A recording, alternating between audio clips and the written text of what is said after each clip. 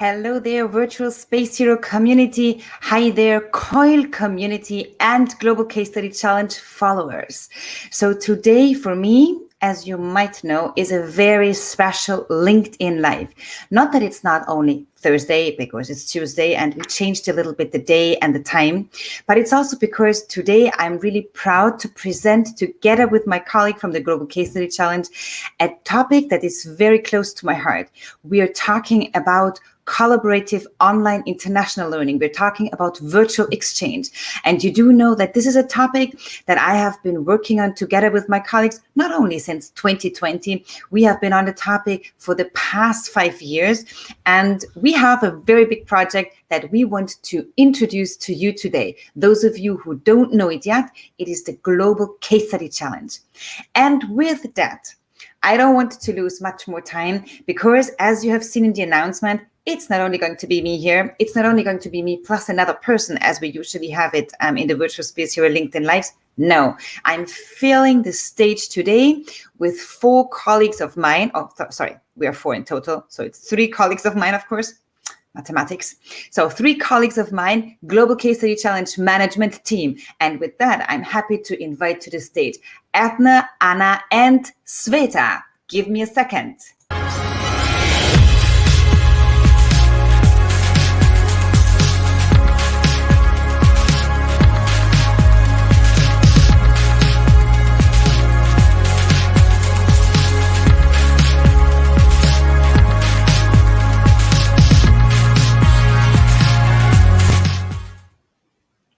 Hello there, everybody. Hello. Hi. Welcome. That is kind of a full stage tonight. I'm really happy because you know that Virtual Space Hero LinkedIn Lives usually are 2 people. Today, it's the 4 of us. So amazing to have you with us, Adna, Anna, and Sveta, the management team of the Global Case Study Challenge. How are you doing, ladies? Fantastic. It's so exciting to be back. Thank you for having us, Barbara. It's lovely that we're here together sharing the space. Amazing. Thank you for having us. And it's a great opportunity to present our updates and new upcomings. It's a great opportunity to share, to reflect, and also to get the questions from the audience. Looking forward. Absolutely. And that's already one of our goals. We would like to hear your questions, your reflections, and your comments. So whatever platform you're joining from, please use the comment function and let us know what you think or what you want to know. And so also the first thing, hello, Olivier. We see there we are welcoming one of our professors from the Global Case Study Challenge 2020. Hello there, Olivier. All the rest of you also let us know if you're there and where you're connecting from, and maybe also a few more words about yourself. And would be amazing to hear more from you. But with that, it's also, you know, ladies, it's also our first time that we were showing our trailer, right? Because you've seen the amazing trailer, and a big thanks to Claudia Molina who produced this for us. So we have a Global Case Study Challenge video intro now as well. And we love that. But let me give a short introduction for those out there who are joining our LinkedIn live stream today. And still, I want to know where you're joining from. So give us a quick comment in the chat. But a quick update on what happened. So the Global Case Study Challenge is a project that was the first time organized 4 years ago. And just to remember, Edna, it was Marcelo Baudino from Argentina contacting with me and asking, hey, Barbara, what do you want to do together? Or do you want to do something together? Have our students work together on a project or something so that we have some sort of cross-cultural exchange? And of course, immediately I was super interested. And I thought like, well, who do I want to do that with together? And in Austria, there was only one person I could think about. Well, what a pleasure. Thank you, Barbara. And that's when Edna came into play. And what happened? We organized the first Global Case Study Challenge, or I think it was just a case study challenge. We called it that way with Marcelo Bodina, the Argentinian students, our Austrian students, in total 100 students connected over the 2 continents, and that were working together on cases. And they presented it in a final Friday afternoon to a wider audience. So this is how we started. We were not even aware, right, Edna, that this was called coiling. I know when we started it off, it's exactly true. We were, fully aware of, the developments when it comes to new work, the sorts of competences that our students need when they go out into the world. But we did not know about COIL. So we started off with this virtual exchange, wanting to enhance the intercultural competences and the digital competences. And yeah, all of a sudden we were, I guess, among the forerunners of COIL projects in Europe. Absolutely. And that was amazing because in the second year, we already tripled our students' numbers. And that was when Anna came on board with her students from Spain and many other professors. And we in total had 300 students working together on case studies for a period of 2 months. They were working in the global virtual teams. The year after, Anna, do you remember what happened? We invited you to join our management board and...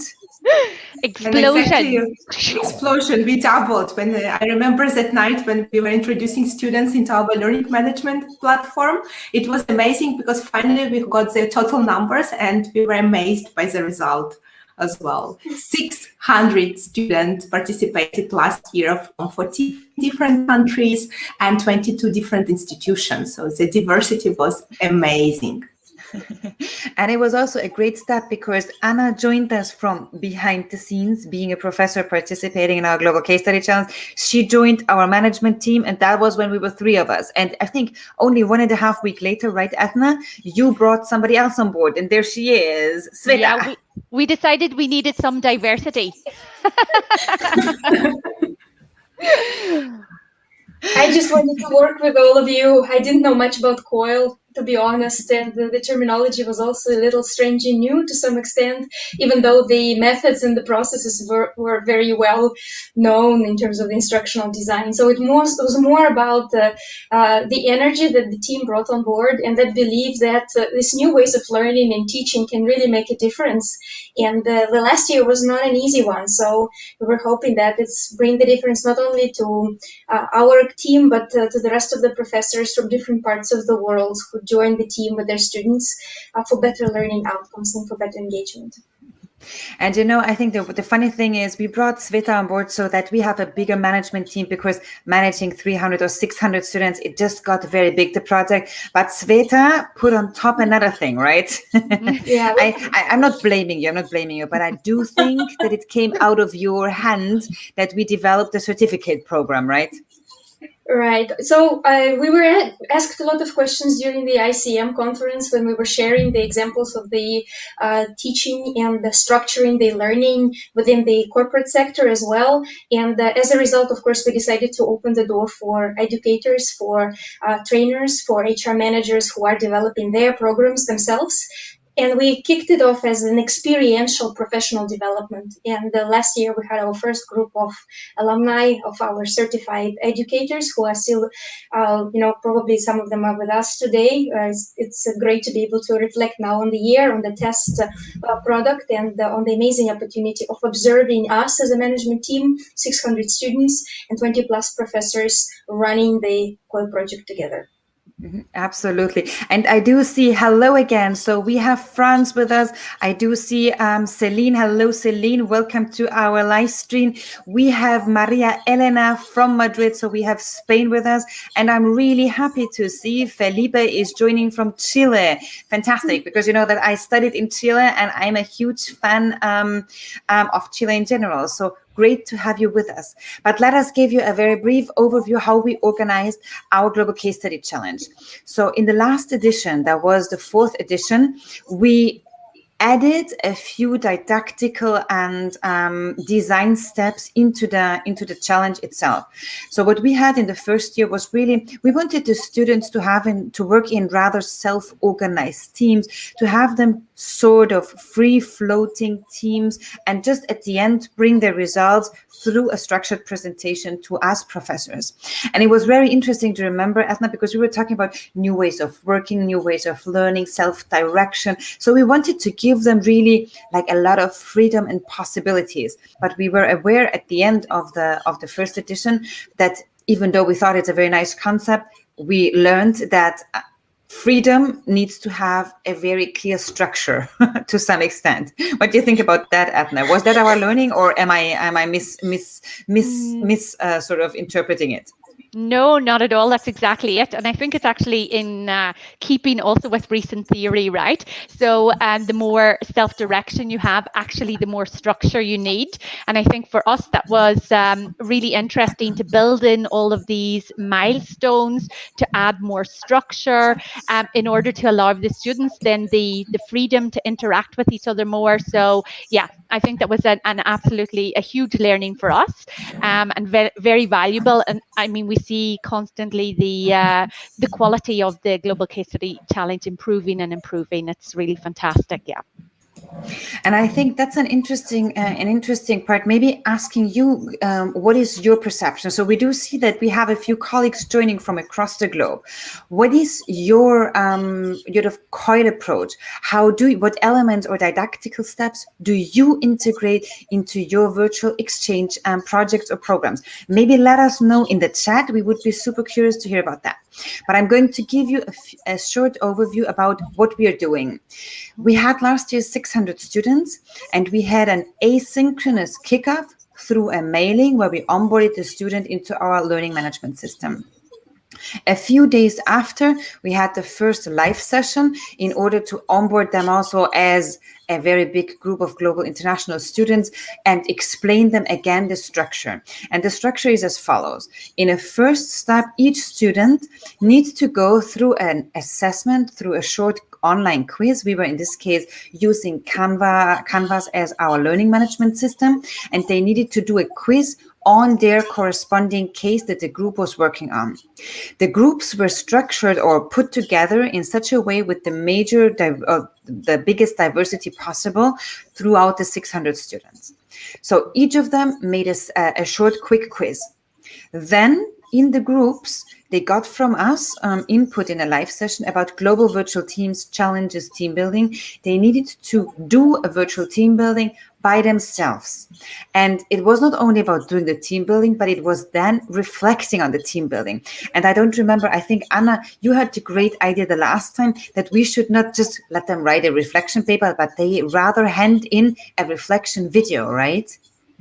I think it was a team brainstorming decisions that we come up with it, but it was, amazing that we asked them to do a video, and it created quite a lot of questions, but in the end it was as well a new evaluation tool that our professors as well tried to evaluate asynchronously their video reflections the student produced. So I don't know if we have any professors here. Have you ever evaluated video that your students have produced and how it went?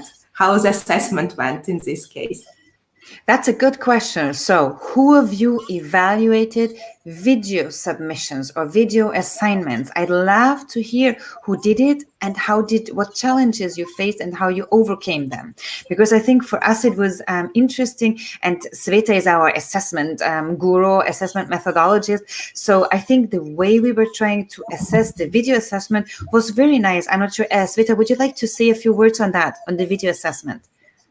We always made sure that for every milestone, there is a rubric and clear description of what competencies are integrated as a part of the learning assignment. And we made sure also that during the live sessions, we spend a little bit of time explaining to the students what do they need to produce as a product, but also how do they need to reflect as well. So this was an important component. We tend to use as an assessment both quantitative scores for the evaluation and also the qualitative part, where there is a feedback structured within the professor's understanding of what competencies are developed and what can be improved as well. And I think what I liked about our assessment criteria is we structured them in quality, in process. I think it was a team process, and we had several questions that we asked them to go through when they were video reflecting on the assignment of the virtual team building. I think I really liked that. It was a huge learning for us as professors as well. The second step was that they had to work on the cases, of course, while they were doing the whole team building thing, and then they had to present their case studies in a global virtual conference, a huge virtual conference with over 600 participants. So our students, but also external parties, other participants from across the globe were joining us to listen to the students' work. And that was interesting because we were not evaluating the content, we were evaluating the virtual presentation performance. And they were getting feedback on the content. The next step was reworking the case study, handing it in, and we were closing sort of the experiential learning cycle through an debriefing session we organized with 3 international managers to talk about the team building experience. So what you can see is we had several assignment steps and also using different tools and platforms there. And I think I really liked the further the development the Global Case Study Challenge went through. What is your insight on that, Edna? Because we talked a lot about learning objectives and how we connect them to the competency development, right? Yeah, absolutely. I mean, there are a couple of things I think maybe also interesting for anybody who's looking in today and maybe keen or interested in joining the Global Case Study Challenge project. We had very interesting discussions, as you'll remember, with our professors. So Anna already mentioned we had 22 different universities represented. We even had more professors in total, and all of the professors were involved in the grading. So the professors had the rubrics in terms of assessing all of the assignments. We met, so we had some live sessions with our professors to discuss, okay, you know, how we interpreted the rubric to make sure that everything was clear and understandable, that we were all on the same page. And that brought with it a lot of learnings and discussions as well. So that was one aspect, I think, for anybody who's interested in getting involved. It's absolutely fantastic to, as well as, you know, working on the Global Case Study Challenge, having this interaction as professionals in terms of, you know, academic performance. What do we consider important? What are differences across institutions, across disciplines and across cultures? Fantastic and really incredibly valuable this time around. We were very clear to develop also our performance indicators and the criteria that we wanted to use to measure the performance of our students. And I think that we had fantastic results. So we know that we had a completion rate. We didn't lose any of our 4%, I think, of our students, considering the time, the fact that COVID-19 was creating a lot of uncertainty. You know, we had a lot of students who were also professionals who were working full time. So I think that is amazing that we had a 96% retention rate for all of our students. Fantastic.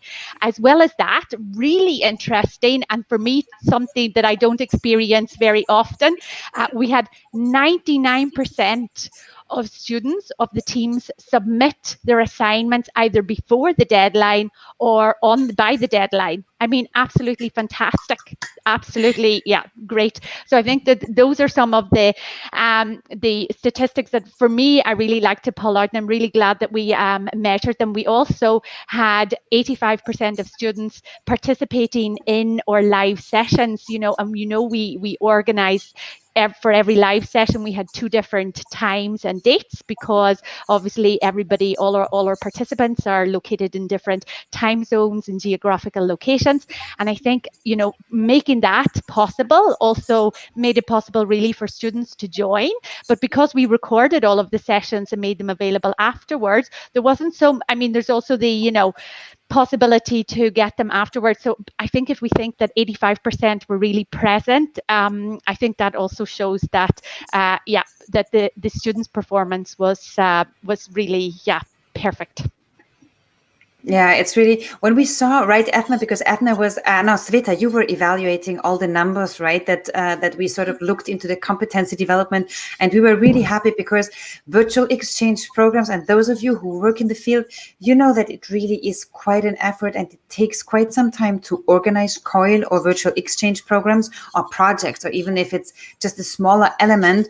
And so we were really happy to see these numbers because they gave us sort of confidence that we are going the right way. not only the right way, but really the right way. Sveta, are there any other numbers that you would like to share about how the design and the didactical design did work and influence?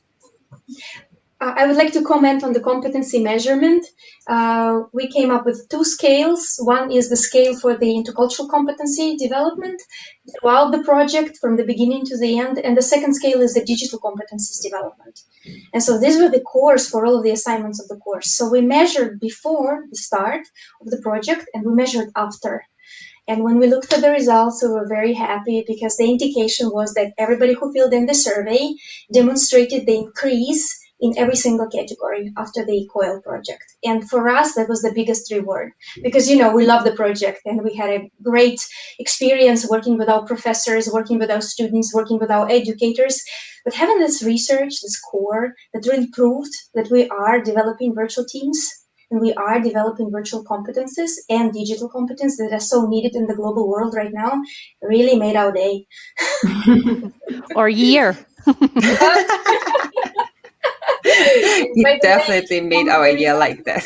Yeah, some of the results will be presented by Barbara and Anna at the Latin America COIL conference in several months too. We were accepted and we'll be sharing on another continent the examples of the measurement and approach of instructional design. Absolutely. And, you know, also one big element, so what you hear out of the name, because, you know, we are the Global Case Study Challenge, it is the case study, right?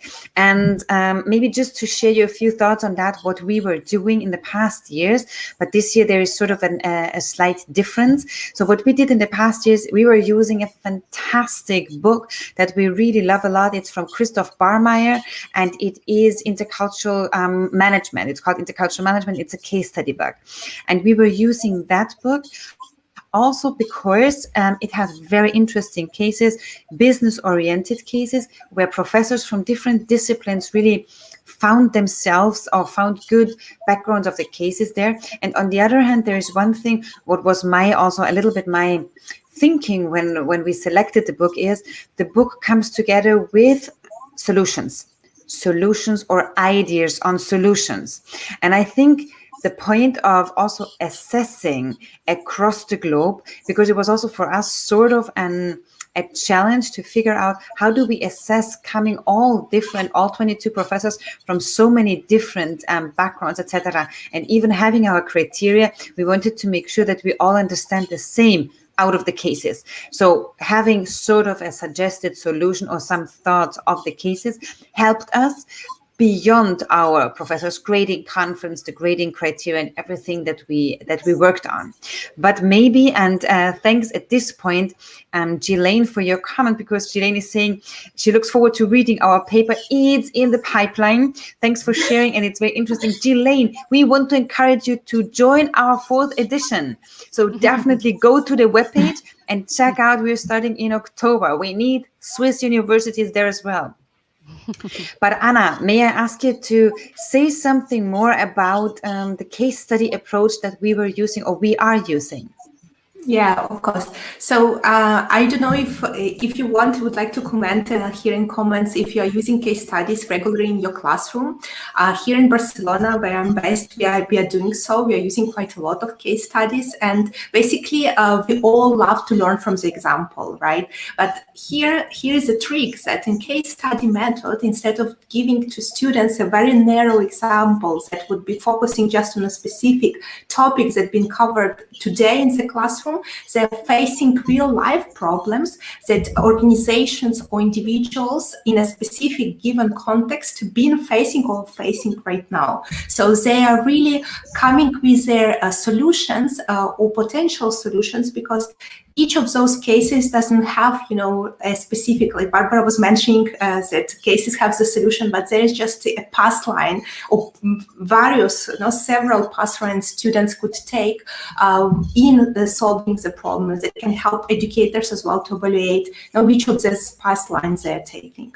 And as you know, what case study methods is really bringing is improvement of analytical skills, improvement of critical thinking, among many. But what we see is really narrowing the gap, because educational systems are very different everywhere, and we are working with the students from all over the world. And it's bringing us opportunity to narrow the gap between theories that they're learning in a classroom and real world. Today, real world is a house, and we are trying as well to give them this piece of this house through the case studies, where they really have to identify what is important out here, how we select an important information, what information we have to take into consideration to look for the solutions, and so on. But what is really amazing about Global Case Study Challenge, as we've been talking right now, and Barbara and Esme talking about the competencies and the process, as you understood, we have interdisciplinary and intercultural teams. And of different levels of education. We have PhD students, master students, and bachelor students working together. So it brings completely a different dimension to case study methods through the Global Case Study Challenge project, where we see students enhancing their teamwork, because they have to put together their different viewpoints, the different expertises and experiences from different fields of studies, and they really have to agree on them. So their communication skills are also being improved through it.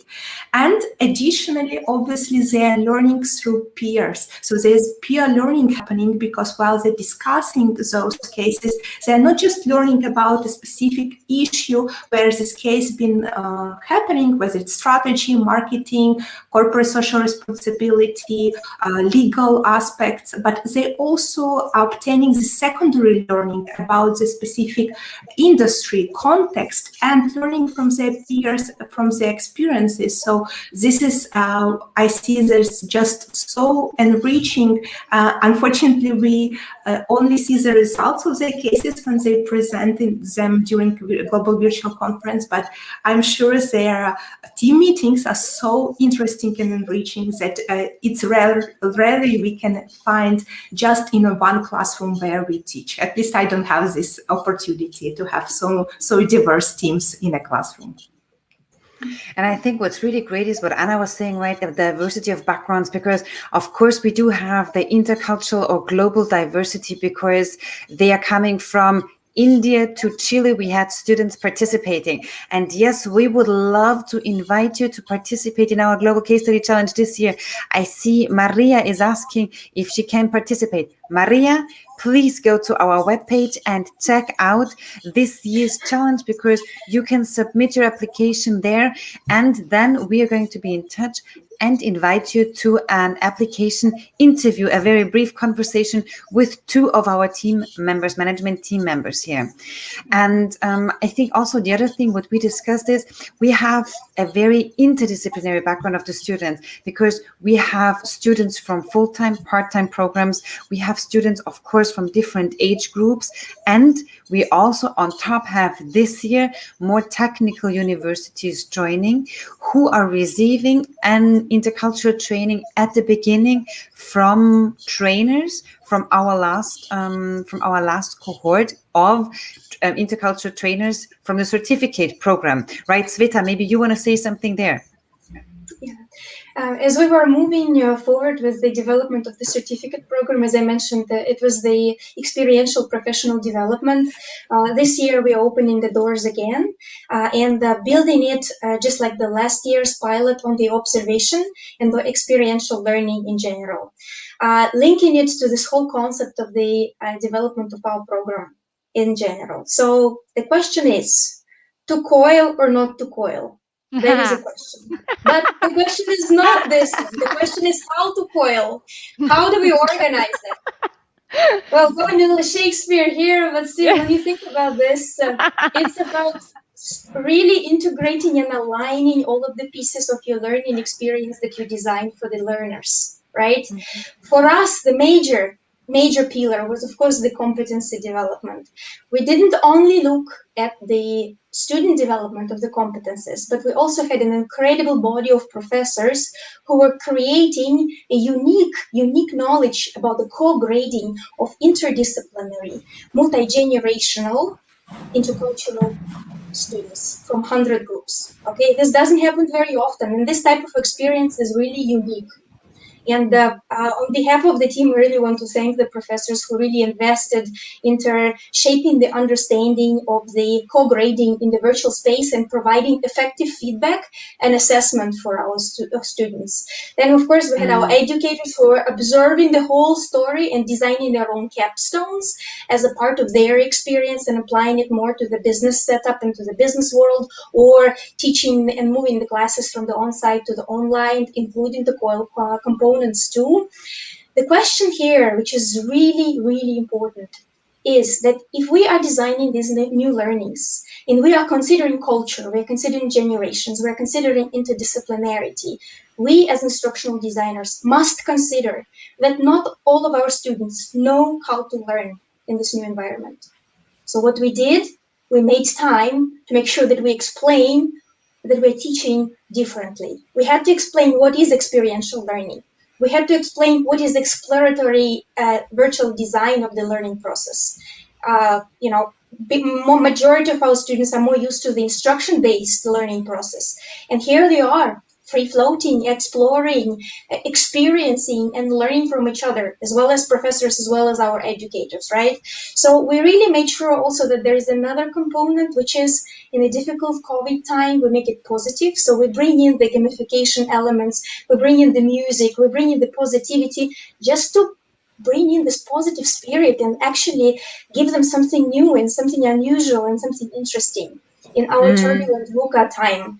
And we had to explain what is reflection, since this is the key, as Ethne, Barbara, and Anna were commenting on the fact that every single milestone of the learning process, assessment on the spot, baseline assessment, and the final assessment had an integral parts of the reflection. And we had to teach our students how to reflect.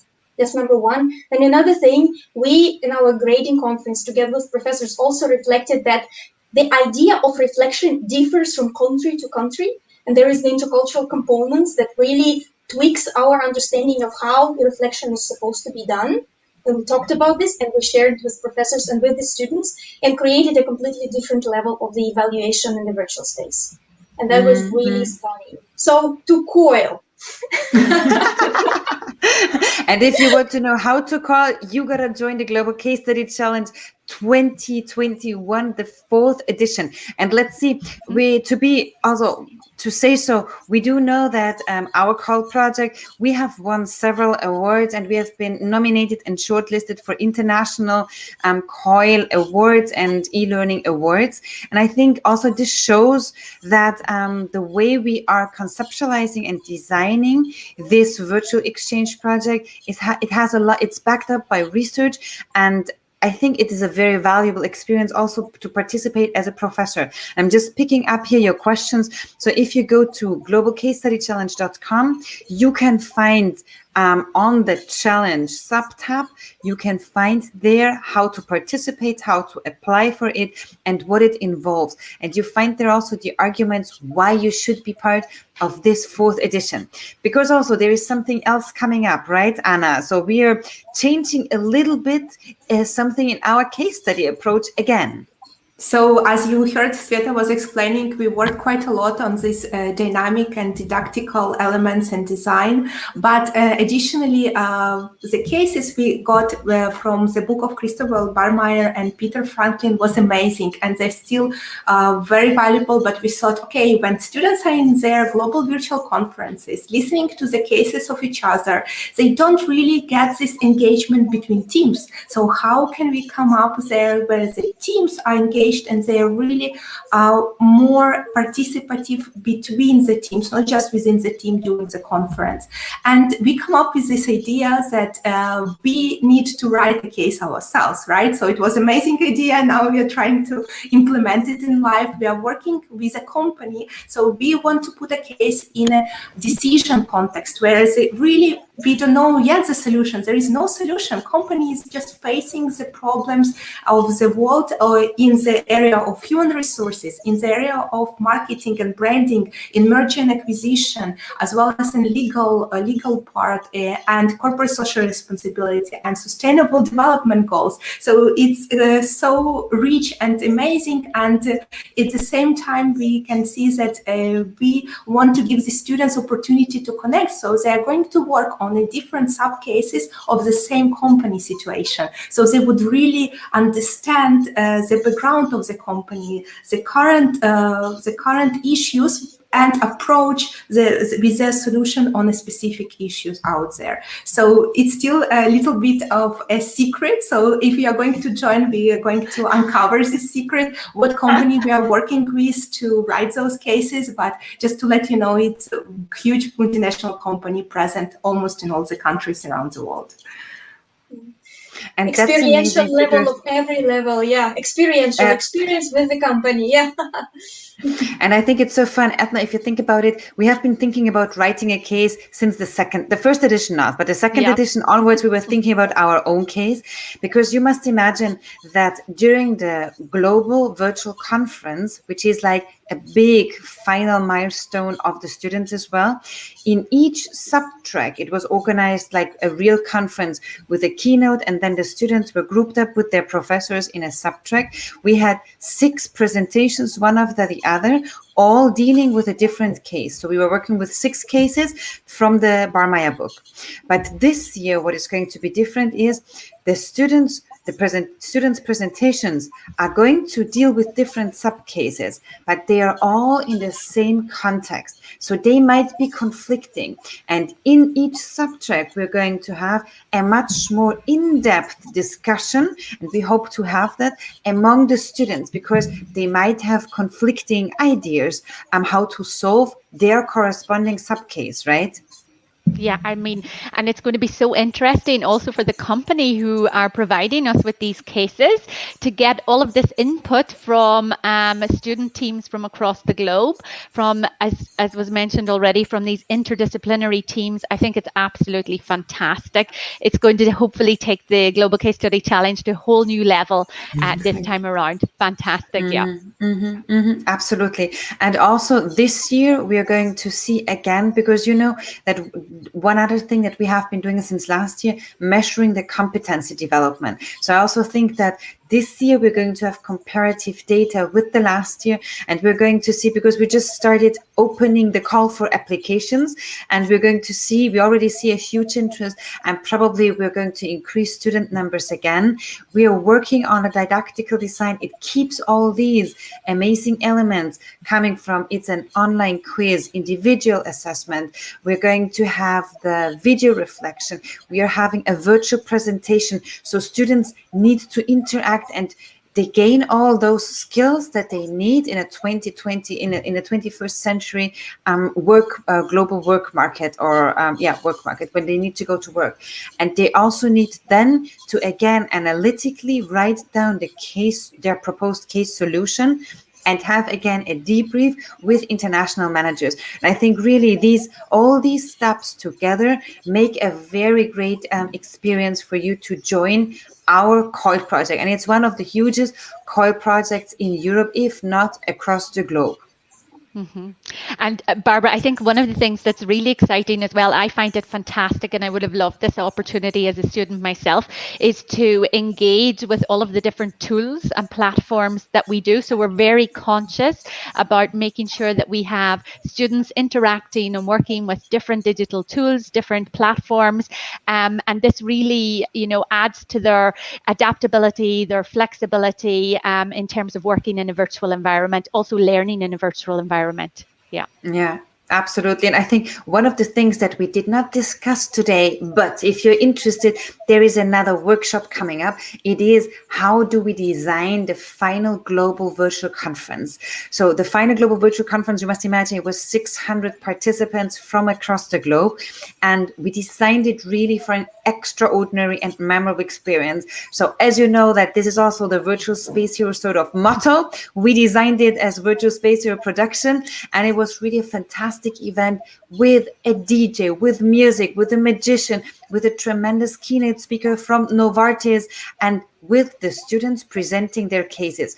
We created on Miro a very special conference environment using gamification approaches and gamified elements throughout the whole Friday afternoon. And we opened that up for the public. And it was really, we were getting a lot of interest from colleagues and other students. That was interesting, from across the globe, right?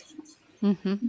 And how lovely that we also incorporated exactly that sort of networking environment into the end of the conference event. And that was another, for me, one of these, moments where you really saw the engagement and the involvement of students when we had so many students, stay along for the interaction, just for the fun component, just to reflect in that sort of very informal setting in the networking afterwards.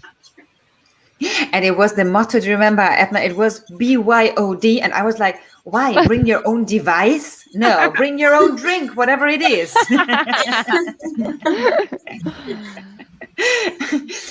It was fantastic. So really, check out globalcasestudychallenge.com. We would be thrilled to get in touch with you. And also follow us on LinkedIn. If you go to LinkedIn and type in globalcasestudychallenge.com, you can follow the Global Case Study Challenge. And if you have any questions, Athna, Sveta, Anna, and me, we are tagged in this live stream. So we are happy to answer all your questions that are still out there. But with that, I'm going to check a little bit on the comments if we still have a comment or a question there. And also at this point, Mohini, hello there to India. Mohini was one of our Indian partners who joined us in this live conversation. Fantastic. Maria Elena, and I assume that you're done means you already applied, and we're going to talk very soon to you.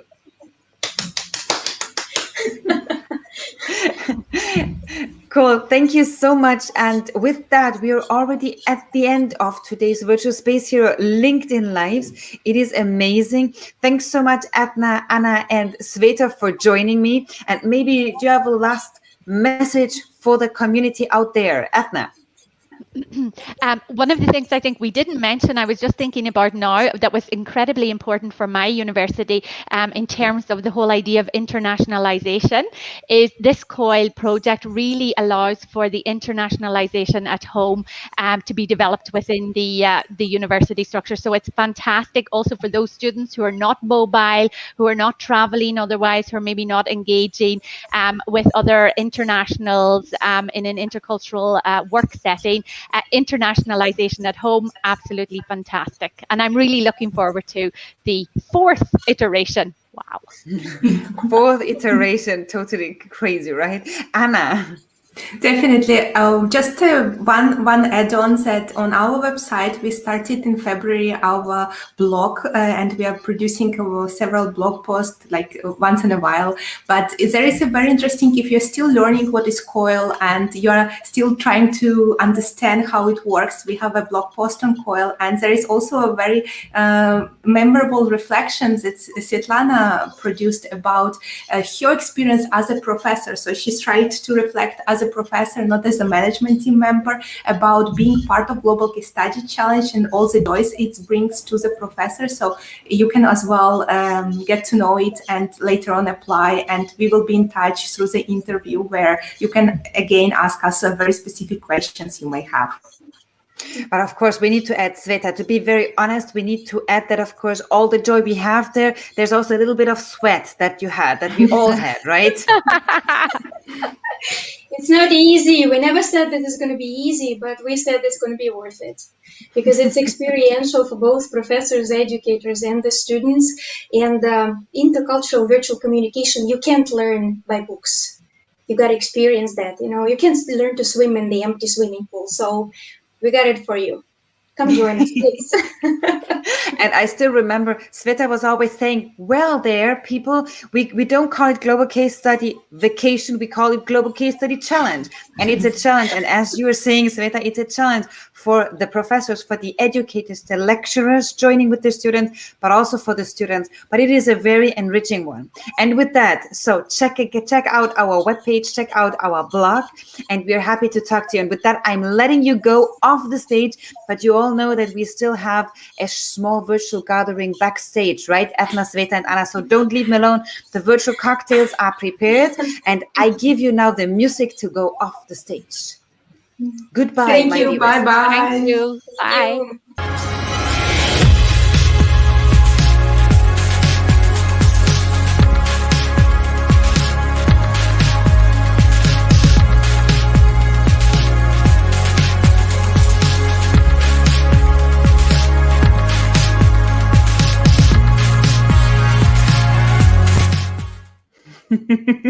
Thank you so much, Virtual Space Hero community, for being with us on this extraordinary and hopefully memorable live stream on a Tuesday. And let me just give you a very quick outlook. We are going live again on Thursday, and it's going to be a fantastic live stream about something that not many people are talking about. It is about networking purposefully in the virtual space. So if you want to know how to do that, join me and Adam on Thursday at 6 p.m. And with that, I'm leaving you, and I hope you're having a nice morning, afternoon, or evening, or good night, and become a hero of the virtual space. Become a virtual space hero. Bye.